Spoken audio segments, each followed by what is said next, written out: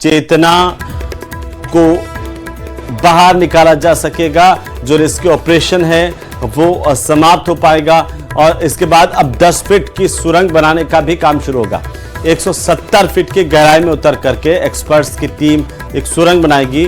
68 घंटे से ज्यादा का वक्त हो गया है जब चेतना बोरवेल के भीतर है और लगातार 3 दिन इस रेस्क्यू ऑपरेशन को हो गया। आज चौथा दिन है और आज चौथा दिन है जब उम्मीद अब आज की जा रही है कि आखिरकार जो हमारे एक्सपर्ट्स हैं, जो रेस्क्यू टीमें हैं, वो चेतना तक पहुंच पाएंगी और चेतना को बाहर निकाला जा सकेगा, क्योंकि बहुत लंबा इंतजार और इस इंतजार के बीच रेस्क्यू टीमों की तरफ से भी लगातार मेहनत की गई है, कोशिश की गई है। हमारे सहयोगी हीरालाल लगातार मौके पर मौजूद हैं और पल पल की अपडेट आप दर्शकों तक पहुंचा रहे हैं। एक बार फिर से हीरालाल का रुख कर लेंगे। हीरालाल, क्या अपडेट है? अब कितना और इंतजार हमें करना पड़ेगा?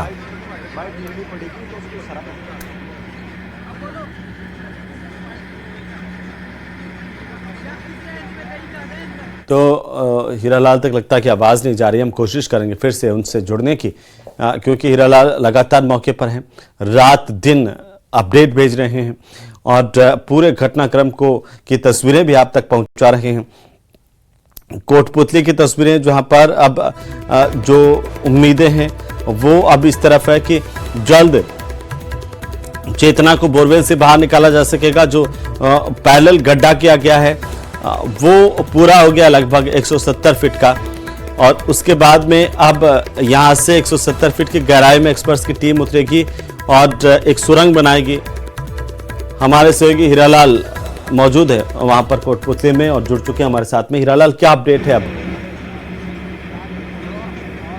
इस समय की सबसे बड़ी अपडेट है कि जो बी प्लान था उसके तहत जो पाइलिंग मशीन यहाँ बुलाई गई थी, क्योंकि देर रात को जो पहली पाइलिंग मशीन थी उसका कार्य रोक दिया गया था, क्योंकि 150 फीट की गहराई तक जो खुदाई कार्य उस मशीन द्वारा किया गया था। उसके बाद अधिक खुदाई करने के लिए दूसरी मशीन जो 200 फीट तक की खुदाई करने की सक्षम है उसको यहाँ बुलाकर खुदाई कार्य करवाया गया था। तो लगभग वो खुदाई का कार्य अब पूर्ण होने को है। तो कहा जा सकता है कि इसके बाद जो एक्सपर्ट की टीम है, क्योंकि जो सिविल डिफेंस की जो और साथ में जो एनडीआरएफ, एसडीआरएफ और सिविल डिफेंस की टीम के जो एक्सपर्ट है वो उस 170 फीट की गहराई में नीचे उतरेंगे।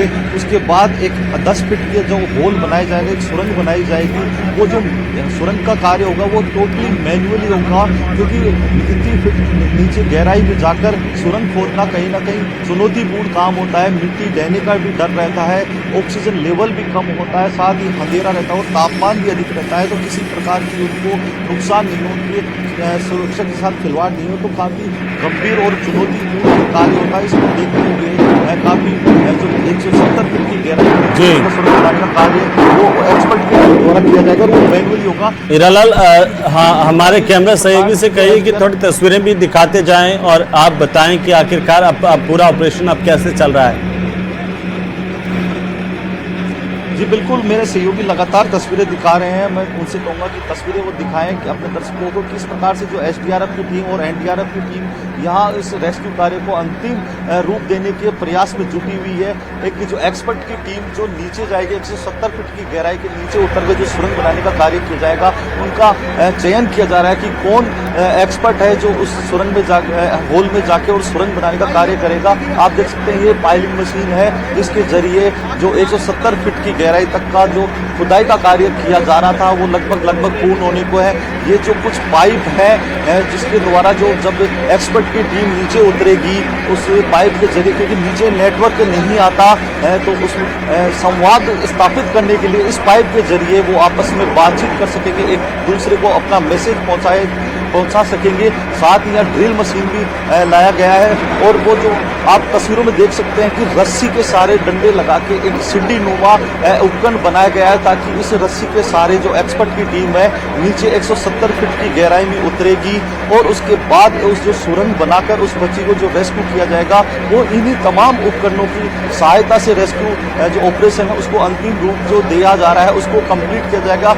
हालांकि अभी इस पूरे रेस्क्यू ऑपरेशन को कब तक पूरा पूरा किया जाएगा इसमें अभी समय जरूर लगेगा, क्योंकि बताया जा रहा है कि जो सुरंग बनाई जाएगी 170 फीट की गहराई के बाद जो 10 फीट का जो सुरंग बनाना है उसमें कहीं ना कहीं 5 से 6 घंटे का समय जो लगा, क्योंकि सारा कार्य मैनुअली किया जाएगा। अब तक जो प्लान भी एग्जीक्यूट किया गया था, जिसके पाइलिंग मशीन द्वारा जो खुदाई की गई थी, क्योंकि 150 फीट पर पत्थर आ गया था, पत्थर की एक लेयर आ गई थी, जिसकी वजह से जो पहली वाली मशीन थी उसको खुदाई करने में असक्षम थी। उसके बाद दूसरी मशीन यहाँ बुलाई गई और वो खुदाई कार्य शुरू किया गया। जी बिल्कुल हीरालाल, लेकिन ये पूरा प्रोसीजर अब अगर अब हम बात करें कि एक सुरंग बनाई जाएगी, कितना वक्त और लगेगा? मैं बताना चाहूंगा कि जो 170 फीट क्योंकि 163 फीट की गहराई पे बच्ची के बोरवेल में फंसे होने की जो जानकारी हमें मिली थी, उसके बाद जो 170 फीट की गहराई तक जो अधिकारियों के मुताबिक जो उनका कहना है कि 170 फीट की खुदाई जो इस मशीन के द्वारा की जानी थी वो लगभग अब पूर्ण हो चुकी है, और पाइलिंग मशीन का कार्य जहां तक देखा जा रहा है कि वो पूर्ण हो चुका है। इसके बाद अब जो होल बनाने का जो कार्य किया जाएगा कि 10 फीट जिस जगह बोरवेल में जो बच्ची फंसी है उससे 10 फीट ये 170 फीट के जो एक अलग से पैरेलल गड्ढा बनाया गया है उससे 10 फीट की दूरी पर ही बच्ची फंसी हुई है, लेकिन बच्ची 130 फीट 163 फीट की गहराई में फंसी हुई है। तो कहीं ना कहीं वो जो उस दूरी को तय करने में जो सुरंग बनाई जाएगी 10 फीट की जो सुरंग है वो उसमें बनाया जाएगा। इसके बाद जो बच्ची को जब निकालने का जो प्रयास किया जाएगा, क्योंकि मैनुअली वो कार्य हुआ था, उसमें कम से कम 6 से 7 घंटे का जो कार्य है वो लगेगा। जहाँ पर जो एडीएम है, प्रशासनिक अधिकारी लगातार जो मॉनिटरिंग करें पूरे रेस्क्यू ऑपरेशन को अंजाम देने, उनसे बात करने की कोशिश करेंगे कि इस पूरे ऑपरेशन को अंजाम देने में कितना समय और लगेगा, कितना समय है जो व्यतीत होगा, क्योंकि रेस्क्यू ऑपरेशन को चालू हुए 62 घंटे से ज़्यादा का समय बीत चुका है। और उन्होंने पहले अपना पूरी एक्सरसाइज भी कर ली थी, उससे पहले उन्होंने पूरा अपना जो एनडीआरएफ ने काम भी किया था, और पैरेलल हमने जो है ये काम भी स्टार्ट करा दिया था ताकि जो है वो बचाव करे हो सके। हमारा ये प्रयास। सर फाइलिंग मशीन देरी पहुंची है? नहीं वो साथ में ही वहाँ से, क्योंकि दूरी से आती है, थोड़ा टाइम लगता है इसमें, क्योंकि हैवी मशीन होती है और 15-20 किलोमीटर पर आवर के हिसाब से चलती है। उसकी असेंबलिंग करानी पड़ती है, तो थोड़ा इसके लिए रास्ता भी क्लियर करना पड़ता है, क्योंकि जो ट्रेलर जो आता है उसमें 75 फीट के लगभग होता है वो ट्रेलर। तो गांव में रास्ते छोटे होते हैं, फिर वो रास्ते क्लियर कराना और अन्य काम जो है वो करके फिर इसको यहाँ इंस्टॉल करना, असेंबलिंग में टाइम लगता है। और हमने एक सब्स्टिट्यूट के तौर पे 2 मशीनें मंगा ली, ताकि एक में कोई दिक्कत आए तो फिर दूसरी हमारे पास तैयार है। तो हमने 2 मशीनें मंगा ली थी। रात को पूरा काम चल रहा है, ड्रिलिंग जारी है, और रात को बीच में ड्रिलिंग की जा रही थी तो एक पत्थर की मोटी लेयर आ गई थी, तो वो उसको लेयर को हटाने के लिए फिर हमने तुरंत प्रभाव से एक हमारे पास और रिजर्व मशीन और थी, फटाफट उसको हमने लगाया और उसको लगा के उस पत्थर की सीसीटीवी कैमरे से बालिका दिख पा रही है, उसका क्या मूवमेंट है उसके बारे में? अभी तो हमारा जो है एनडीआरएफ की टीम सारी चीज़ ऑब्जर्व कर रही है, और जब उसके बराबर से जैसे ही वो होगा उसके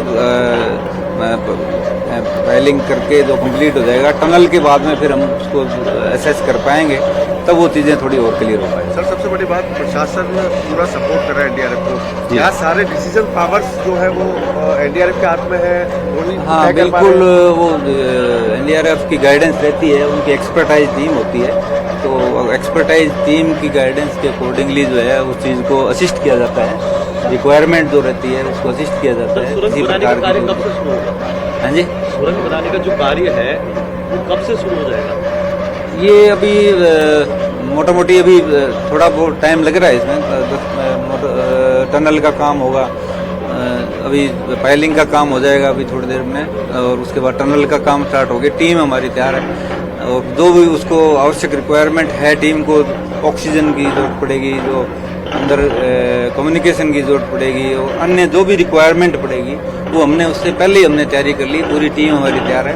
एनडीआरएफ के निर्देशन में उस टीम को हमने ब्रीफिंग भी करवा दी, जो भी उनको रिक्वायरमेंट थी वो हमने पूरा यहाँ हमने उसकी पूर्ति की। सर और कौन कौन सी टीमें काम कर रही हैं? पिछले 4 दिन से बराबर लगातार यहाँ पे लोग बैठे हुए हैं, और आपके प्रशासन के अलावा भी और कौन कौन सी टीमें काम कर? इसके अलावा जो एनडीआरएफ की टीम है और एसडीआरएफ की टीम है, सिविल डिफेंस की टीम है, उसके अलावा जो मेडिकल टीम हमारी यहाँ पे है, उसके अलावा जो ऑफिसर्स की में बीच बीच में जैसे कई बार जरूरत पड़ती है तो पीडब्ल्यूडी के ऑफिसर हैं वो रहते हैं, और टेक्निकल टीम हमारे पास भी रहती है, पीएचडी की टीम भी है, क्योंकि बोरिंग के संदर्भ में कोई मैटर डिस्कस करना हो तो वो हमारे पास वो टीम रहती है। सर, रेड माइनर टीम को भी यहाँ बुलाया गया है, क्या उसका भी सहयोग लिया जाएगा, क्योंकि वो इस पद्धति में जो दक्ष है उनसे कोई मदद? हाँ, ये उनकी मदद लेंगे हमने, क्योंकि उन्होंने उत्तराखंड में इस तरीके का टनल के थ्रू उन्होंने कार्रवाई की थी, तो वो भी हम उनकी भी असिस्टेंस लेंगे। इसके अलावा हमारे पास में एनडीआरएफ की जो मेन टीम जो है वो टनल के लिए एनडीआरएफ की मेन मुख्य टीम भी है हमारे पास में, और उसकी असिस्टेंस के लिए 2 टीमें और है हमारे पास में, जिसमें रेड माइनर्स के हिसाब से तो वो किस तरीके से टनल जाके पायलिंग मशीन से कितनी खुदाई और करना बाकी है? अब करीबन 3-1 फीट पेंडिंग है, अभी चल रहा है, क्योंकि वो पत्थर की वजह से वो मशीन को आगे वर्क करने में प्रॉब्लम आ रही थी, लेकिन लगातार हमारा काम जारी है। 24 आवर्स रेस्क्यू ऑपरेशन जारी चल रहा है, और हम पूरी मेहनत और हमारी पूरी लगन से हम सोच रहे हैं। हाँ, वो बिल्कुल परिवार के लोग संतुष्ट हैं। कल बात भी थी, डीएम मैम ने भी उनसे बात की थी। परिवार के लोग जो रात जो भी अपना रेस्क्यू ऑपरेशन चल रहा है उससे वो संतुष्ट हैं। वो कह रहे हैं कि साहब बिल्कुल पूरी टीम अच्छे से काम कर रही है, और हमारा भी प्रयास है कि जल्दी से जल्दी जो है इस रेस्क्यू ऑपरेशन को कंप्लीट किया जाए। क्या इस देश की सबसे बेहतरीन तकनीक का इस्तेमाल करके बच्ची को बचाया जा रहा है?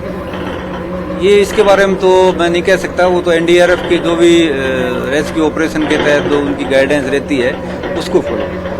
ठीक है जी, बिल्कुल। ये एडीएम थे जिनका कहना है कि 3 फीट के लगभग अभी खुदाई और करना बाकी है, क्योंकि जो टनल बनाया जा रहा है, जो गड्ढा खोदा जा रहा है, उस गड्ढे में पत्थर आने की वजह से जो रेस्क्यू करने में जो प्रॉब्लम आ रही थी वो कहीं ना कहीं समय में देरी उसका कारण बन रही है। तो 3 फीट की जो खुदाई का कार्य है वो और बाकी है, तो जल्द ही ये 3 फीट का कार्य जो पाइलिंग मशीन के द्वारा कंप्लीट कर लिया जाएगा। इसके बाद जो 3 टीमें उस टनल में उतरकर जो सुरंग बनाने का कार्य है वो किया जाएगा। उसके लिए 3 टीमें गठित की गई है, जिसमें एनडीआरएफ और एसडीआरएफ की जो सिविल डिफेंस है, उनके जो दक्ष लोग हैं, जो प्रशिक्षित लोग हैं, एक्सपर्ट हैं, उनकी टीमें तैयार की गई है। साथ में रेड जो माइनर टीम है उसके सदस्य भी यहाँ पहुंचे हैं, क्योंकि वो इस प्रकार के जो चूहा पद्धति जो कार्य है उसमें वो दक्ष माने जाते हैं।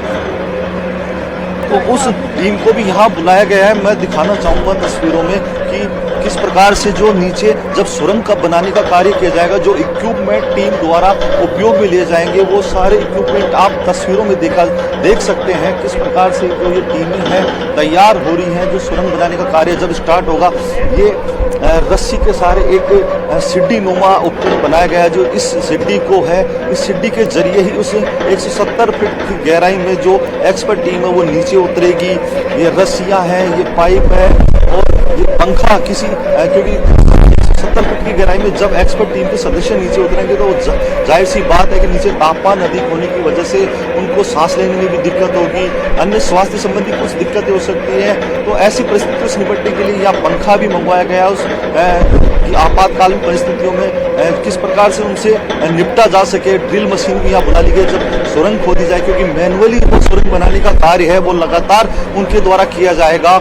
इस प्रकार से जो सुरंग बनाने का कार्य किया जाएगा उसके लिए दक्ष लोगों की जो टीम है वो तैयार कर ली गई है, और शीघ्र ही जो सुरंग बनाने का कार्य है वो जारी कर दिया जाएगा। बिल्कुल हीरालाल, अब सुरंग में कितना वक्त लगेगा ये भी देखने वाली बात है, लेकिन हम देख रहे हैं कि लगातार लोग भी अब इंतज़ार कर रहे हैं चारों तरफ। एक बार उनकी तस्वीर भी हमारे दर्शकों को दिखाई है कि कैसे चारों तरफ लोग जो है वो इंतज़ार कर रहे हैं कि कब ये रेस्क्यू ऑपरेशन पूरा हो, कब ये बच्ची जो है अब वो बोरवेल से बाहर निकले। जी बिल्कुल, देखिए 23 दिसंबर की दोपहर 2 बजे जब ये बच्ची गिरी थी, उसके बाद लोगों को बेसब्री से इस बात का इंतजार था कि बच्ची को जल्द से जल्द उस गड्ढे से बाहर निकाल लिया जाए। लेकिन रेस्क्यू ऑपरेशन में कहीं ना कहीं जो देरी हो रही है वो एक चिंता का कारण जरूर है। तो आसपास के जो लोग हैं बड़ी संख्या में यहाँ इकट्ठे हो गए थे रेस्क्यू ऑपरेशन को देखने के लिए, किस प्रकार से ये रेस्क्यू ऑपरेशन किया जा रहा है। लेकिन फिलहाल जो आज इस ऑपरेशन को आखिरी रूप देने का जो अंजाम की कोशिश है वो प्रशासन द्वारा की गई, उनकी कोशिश है कि आज रेस्क्यू ऑपरेशन को कंप्लीट किया जा सके। जो ग्रामीणों की भीड़ यहाँ इकट्ठी हुई थी, हमने सुबह तस्वीरों में दिखाया था, बड़ी संख्या में लोग यहाँ बिल्कुल